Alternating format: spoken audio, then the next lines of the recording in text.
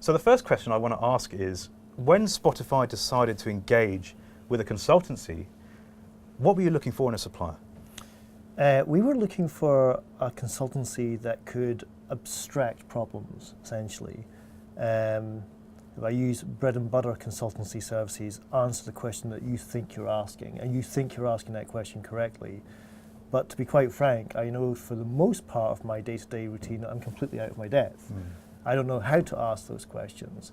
And when we first touched base with Ovum to look at expanding the work that they were doing for us and to go into more consultancy sort of matters, what I really was made aware of very quickly early on is there's better ways to frame that question. And this was not about how do you upsell more work or bill more hours or all those dirty tricks that happen in the consultancy world. This is genuinely, you should be thinking about it this way, and here's a path towards getting you that answer. And that was something I was very grateful for, to tap into so much international expertise, but ultimately enabling me to ask a better question. Forget about the answer, improve the question.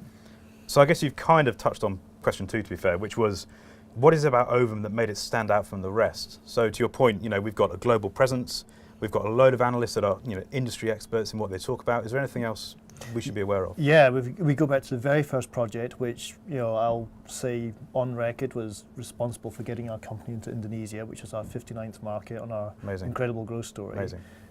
Which was to look at the unique total addressable market. And I had gone around the block and spoken to many other consultancy companies, and my question was, everybody's saying to me SIM card activation is a measure of smartphone penetration, but I'm no expert in telecoms, I'll put my hands up, but I know for damn sure that most people carry 2 phones and not all smartphones take Spotify. So we have noise in the data, and I want to get rid of that noise.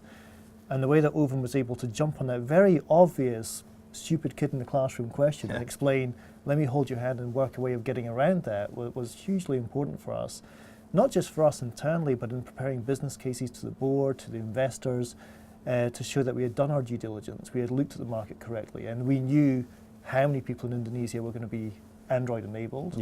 And then we extended that to say how many of them would be financially inclusive. So going that extra mile in terms of getting rid of the noise, abstracting the question, and coming up with an answer that can stand rigorous assessment at board level was absolutely key. How has Spotify benefited from the work Ovum has delivered? So when we first engaged with you, we had 58 countries. Now we're at 61. The 59th being Indonesia, the 60th being Japan, the 61st being Thailand. Indonesia, Japan, Thailand, all going very well for us as well.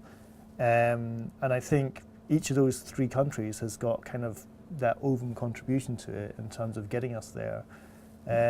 It's something which infuriates me at this time of year, because we're doing this interview in the first quarter of the year, which is year-end reporting season. Everybody's asking me questions about what's Spotify's impact on the global business. Where's the global industry going thanks to Spotify? Yeah, sure thing. And I always have to remind people, Spotify is not global. When I first met you, we were not in Japan, which means we're not in 25% of the global music industry. So I'm a bit fed up with this caveat of Spotify is not global, so don't ask me about our global impact. And what I think Ovum's helped us do is reduce the number of times I have to do that, because you're helping us add more countries to our portfolio. Fantastic. So once we are global, I'll never have to run that caveat again, which will be very, very pleasing for me. But yeah, 61 countries now, and we have a whole batch more to go, which we're working on. And maybe if I could add very briefly that if you think about what it took for Spotify to launch in Latin America in 2013-14, 20 staff, running around, getting licensing done, getting traffic managers in place, doing all those things that any company would have to do, not giving away any commercial secrets here. But then you look at the next countries that we have to launch, no guessing which ones those are. The challenge is just that much bigger. One stat maybe I could wrap this question up on is, for the global music industry, which is $16 billion, small fry compared to many other companies that you work with, I know, but the combined value of Russia, China, and India to that $16 billion business was just 2.4%. Now, if I was sitting on the sofa with you in 10 years' time, do you think we're going to be saying it's 2.4%? No, quite, yeah. Are we going to put a 0 on the end of that? That's the interesting thing about watching the Spotify grow its reach, watching the addressable market grow in its reach. watching the music industry per se growing its reach, and then you think, well, what questions am I going to be asking tomorrow? And credit to Ovum, because you feel comfortable that you've got a point contact where you can ask those questions. But I want to stress, we're in uncharted waters here. And maybe just to add, what you've helped Spotify do and what Spotify's helped the music industry do is now the focus of many other sectors in media. And I always point out that for 15 years, journalists, newspapers have been laughing at the music industry. It's dead, it's dinosaurs, they don't know what they're doing, they're suing the consumer. And now they're constantly asking me to attend their management offsites to tell them how we did it. So the rest of media is now looking at Spotify as a beacon of hope, because we've managed to sail through the disruption and come out the other end bigger as opposed to smaller. Absolutely. So there's a very interesting kind of tide turning element to that, which is relevant for your client base. Well, exactly, that's the point. I think we obviously, Ovum has built its business on the success of the service provider and helping them navigate through some pretty choppy waters. So anything that allows us to add further gravitas to that conversation by saying, well, look, this is what's potentially possible with a partnership with a successful OTT like Spotify, for example. This is great. So we've now got the ability to look at this argument from both sides of the table, yours and theirs. So, all right. So the next question is an interesting one. So there are 3 empty seats at the dinner table. All right. Which 3 Ovum employees take those seats? Well, Matt, just visualising yourself there, I think you might take up all 3 seats. Aye, come on. So that would be unfair. So we have to spread the love a little bit. I think Simon Dyson, who I literally couldn't do my job without him, and he would probably say the same thing about me, because we are the 2 geeks who crunch every number there is in the business, would be one.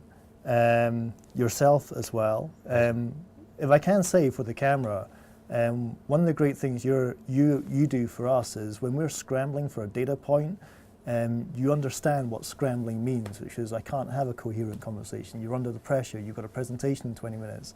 You've been a fantastic help in helping with those situations, which happens in tech, right? So that's just working in tech.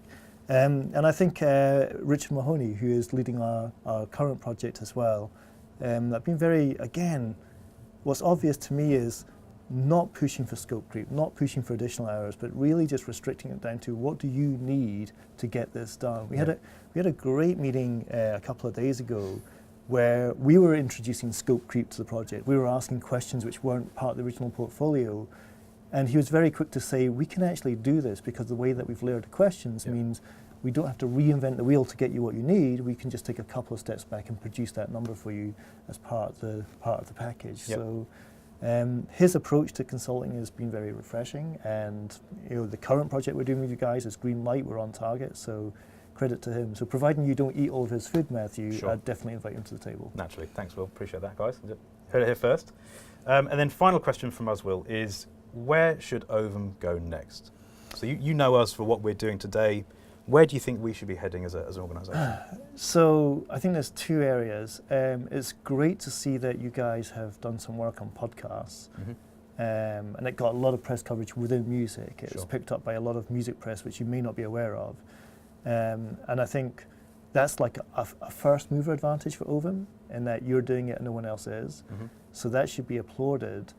And I think from podcasts to audiobooks as well, I think that's another area.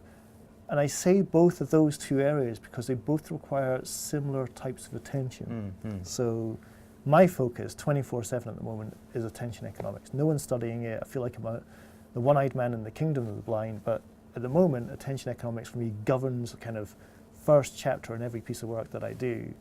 And I think the nature of attention required for podcasts and audiobooks is so similar that you've got the potential to do both or potentially merge both and become a leader in that particular area. Awesome. I want to stress, it's a thin market because there's very few people actually doing robust work on that. You've got a first mover advantage, so I would encourage you to go further in that direction. Brilliant. Thanks, Will.